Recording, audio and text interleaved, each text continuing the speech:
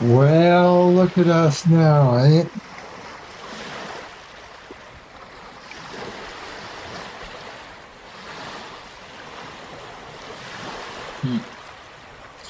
Yeah, what can I say? Not where I was a year ago, am I? That's for sure. Anyways, let's get on with it because there's an interlude coming up after this study. It is the titles of Christ, their significance, and biblical reference. We'll take a break again from the book of John, chapter by chapter, verse by verse, and reference by reference. And go right over here to the title of Christ. It's all in the book. And is your name in the book? Let's find out.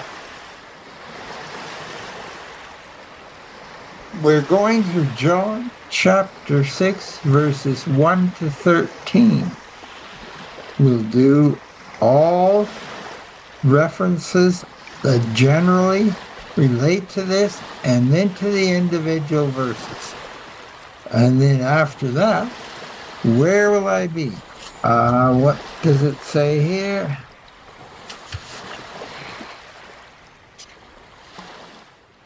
Oh, yeah. Okay. I'll let you know on the next video where I am. Well, you can see where I'm at now.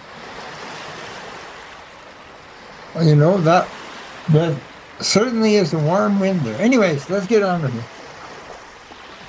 John chapter 6, verses 1 to 13. After this, Jesus crossed the sea, far side of the Sea of Galilee, also known as the Sea of Tiberius.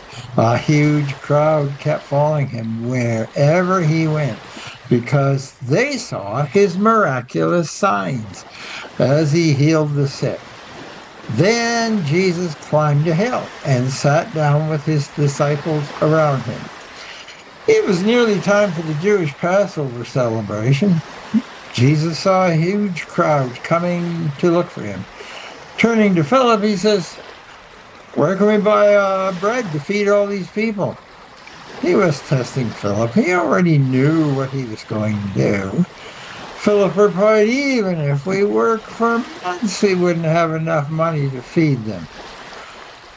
Then Andrew, Simon Peter's brother, spoke up. "Well, there's a young boy here with 5 barley loaves and 2 fish. Are you getting it? 5 and 2. Okay. But what good is that with this huge crowd? Well, Jesus said, "Tell everyone to sit down." So they all sat down on the grassy slopes. The men alone numbered about 5,000. The men alone numbered about 5,000. Another thing that you should investigate more frequently, more in depth. 5 loaves and 2 fishes and 5,000 men. We won't go deep into that. But later on we'll go into why 12 baskets left over. Now remember that. What are you going to do about it? I know it. You're not going to do anything. You are not going to... Oh. You're not going to do anything about that, are you? You're not going to do anything about the 5 loaves and the 2 fishes.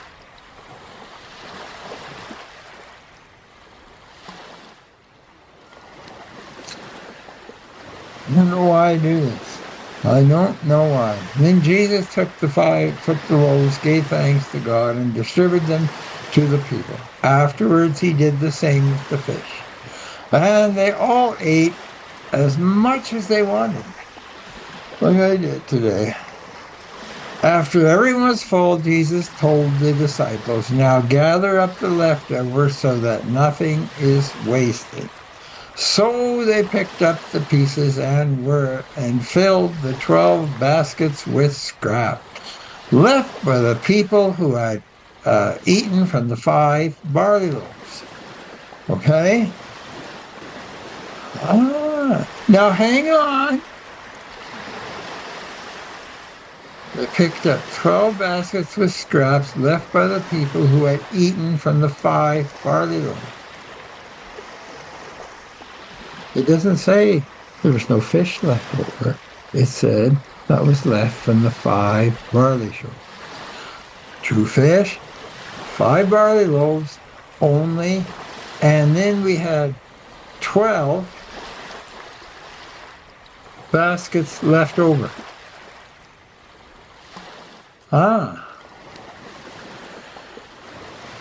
And we'll get to that. 12 baskets.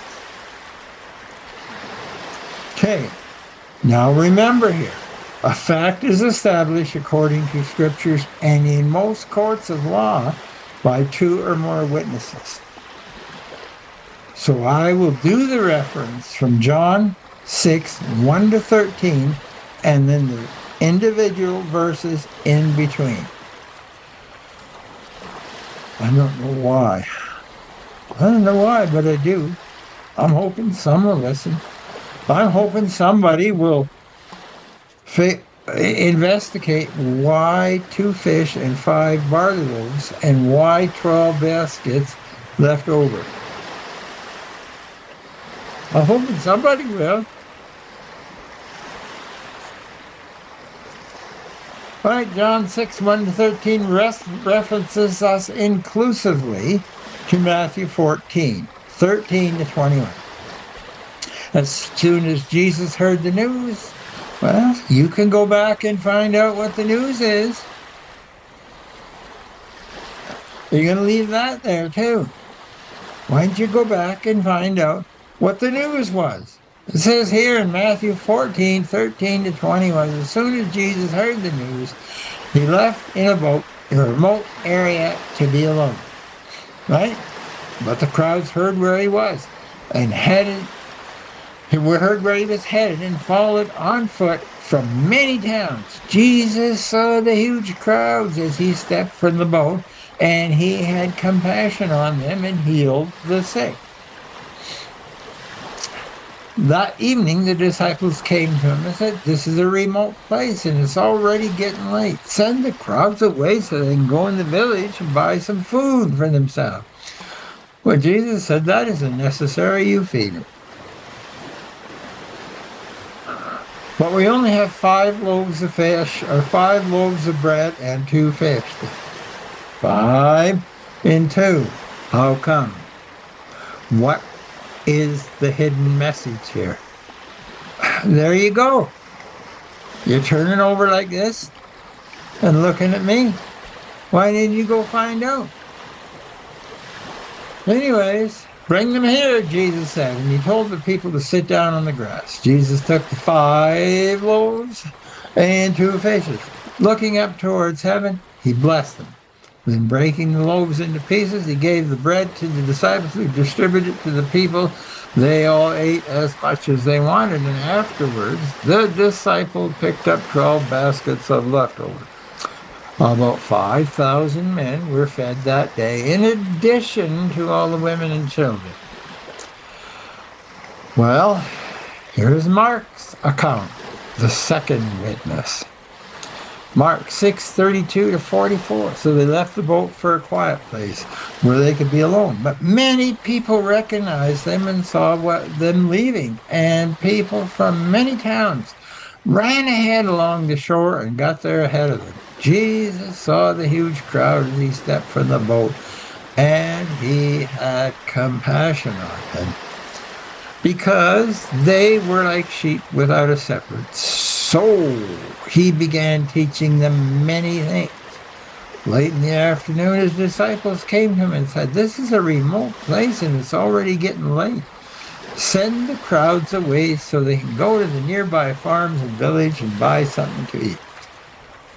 But Jesus said, you feed them. With what, they asked? We have to work for months to earn enough money to buy food for all these people. How much bread do you have, he asked. Go and find out. They came back and reported, we have five loaves and 2 fishes. 3 times this is said. We'll go to a 4th one. When are you going to go look up and tell me what is the significance of 5 loaves and 2 fish? And we'll ask the same question at the end. Because you won't go and look it up. Why are there 12 baskets left over? Why does the number 5,000 keep coming up? Do you think after 3 or 4 witnesses that these numbers are insignificant? When are you going to go and look it up yourself?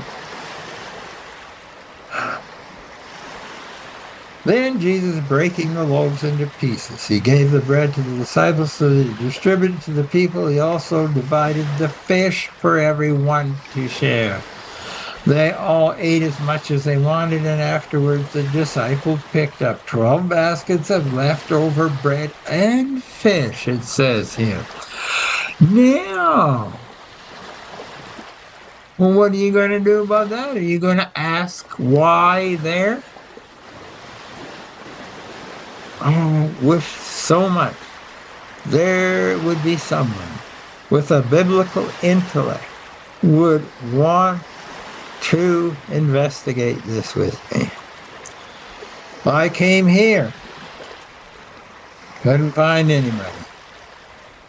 I went to a Tim Hortons in a strange land with funny towers. Nobody wanted to hear. But there's a verse in Ezekiel that says, tell them anyway. And here we are again, a total of 5,000 men and their families were fed. And if that's not enough, look at Luke's account. In Luke 9, verse 10 to 17. And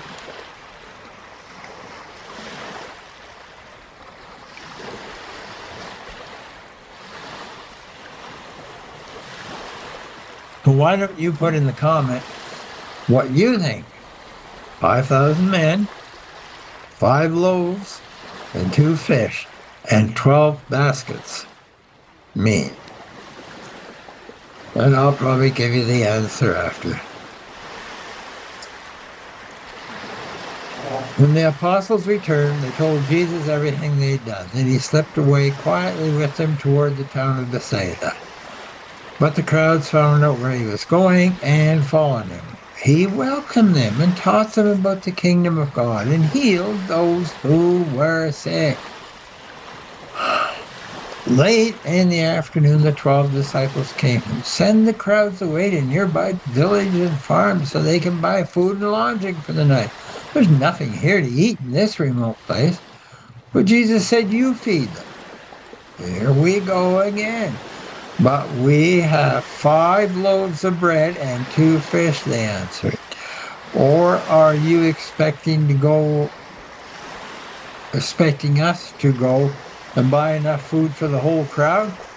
For there are about 5,000 men here. There you are, 5,000 men, 5 loaves of bread and 2 fish. And when we get to the end, 12 baskets left over.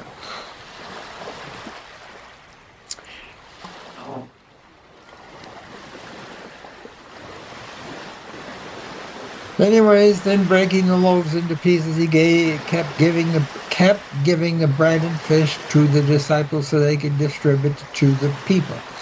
They all ate as much as they wanted, and afterwards the disciples picked up 12 baskets of leftovers. Well, before we go on, you ever wonder why there was 12 baskets left over in all 3 accounts? Yeah, This video might take a bit longer because somewhere at least one inquiring mind wants to know. Well, that's just a thought. Not scriptural, but or is it? Well, let's have a look. It's just a thought.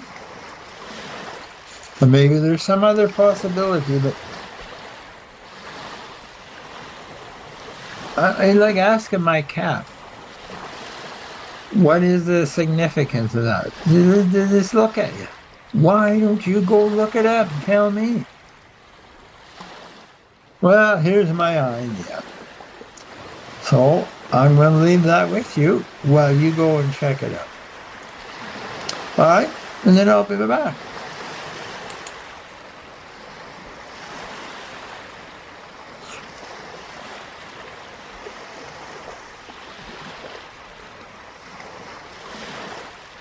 Well, I put my thinking cap on.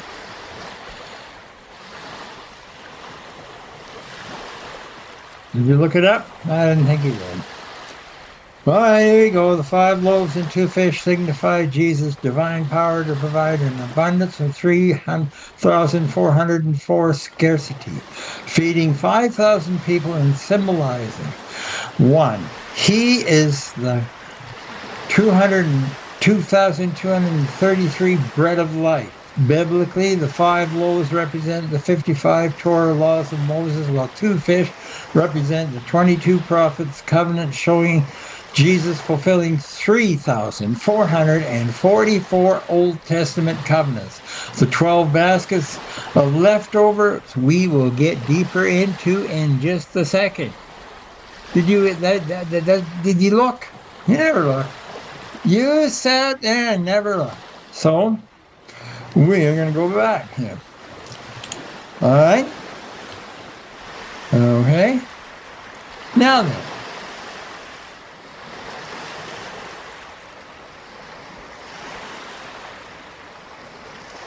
Key aspects of the 12 baskets include the symbol of abundance and sufficiency. The 12 baskets represent a surplus, proving that God's resources are way more than accurate. And it's a reference to Israel. The number 12 directly correlates to the 12 tribes of Israel, indicating that the miracle was specifically for the Jewish people in that context, not signifying that it's just for the Jewish people in that context. The apostolic mission, there are 12 baskets corresponding to 12 apostles, symbolizing their role gathering in and distributing the bread of life to the church. It's a mirror of divine provision. The event mirrors the manna in the wilderness in Exodus 16. And are you going to go and read Exodus 16? Showing that Jesus as the provider, but in a far greater abundance. Possibly, logically, reasonable thoughts. Well, what about the reference we just read here in Exodus 16? Well, it's obvious. It's about the manna in the wilderness, as I've already stated. So I'll leave you with that. By the way, have you read Daniel yet? No. Let's go back to the individual references from John 6, 1 to 13 then.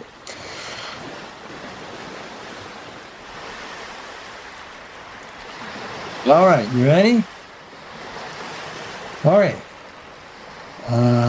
John 6:4 references us to John 11:55.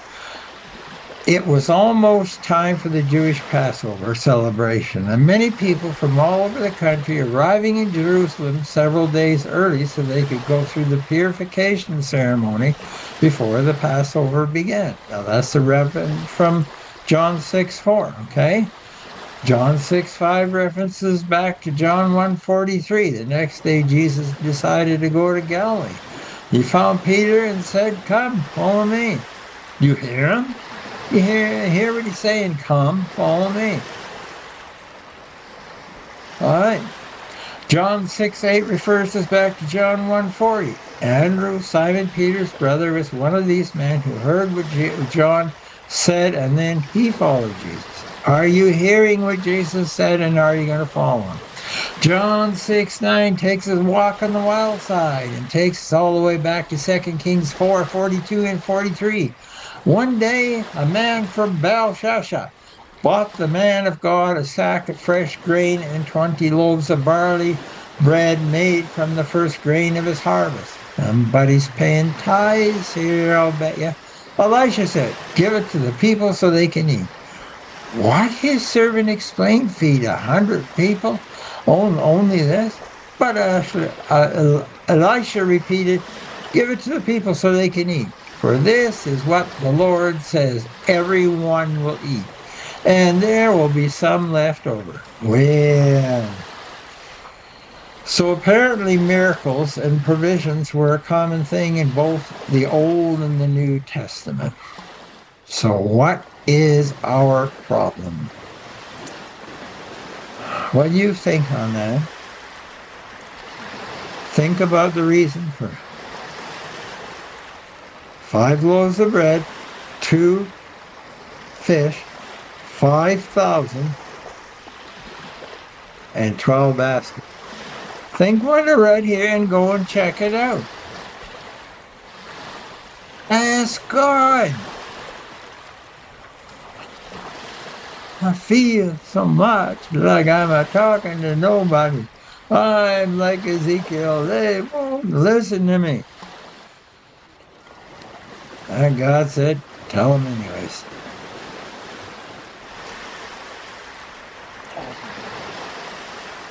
Well, miracles are common in both in the Old and New Testament. And what is your problem? Well, I have put here, I think I'll not think on that. And I'll take a nap. And I did. I had myself a nap. I had myself a shower. Trying to refresh, and I come back and still you ain't said nothing. Scarcities of miracles in the modern churches now is often attributed to reduced expectation, a rise in secularism, and a shift in focus from the supernatural to intellectual or traditional worship. Other factors include, according to various perspectives, a lack of faith. I am going to hold that and save it. The completion of the Bible and a lack of spiritual completion. Not the completion of the Bible and a lack of spiritual abiding. And here are some scriptures. Well, I ask you, what would the scriptures be? So I'll give them here. Revelation 3:17. You say, "I am rich. I have everything I want. I don't need a thing." That's Revelation 3:17. And you don't realize that you are wretched, miserable, poor, and blind, and naked. And Luke 18:8. I'll tell you, He will grant justice to them quickly. But when the Son of Man returns, how many will He find on earth who have faith? All right, okay, that should work for today. That should do it. So, what do you think? The 5 loaves of fish, the 2 loaves of bread, the 5,000 men, and the 12 leftover baskets. Do you just read by this and never question why? Well, I've given you my answer, and what do you think yours is? Will I hear from you? When we do this study, I'm going to hear from you. In the meantime, let's end again, as we always do, with a blessing for you, whether you want it or not. Numbers 6:24 to 26. May the Lord bless you and protect you. May the Lord smile upon you and be gracious to you. May the Lord show you his favor and give you peace. And live long and prosper. 3 John 2, dear friends, I hope all is well with you and that you are as healthy in body as you are in spirit. And just take a look and a thinking, how many, does that mean absolutely nothing? Well, better to be a voice crying in the wilderness. What do you think of my wilderness today?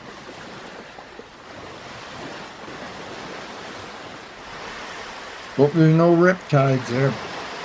Well, I'm going to go check it out. So I'll tell you what, if I come back, you know there was no riptide, right? Are you okay? All right.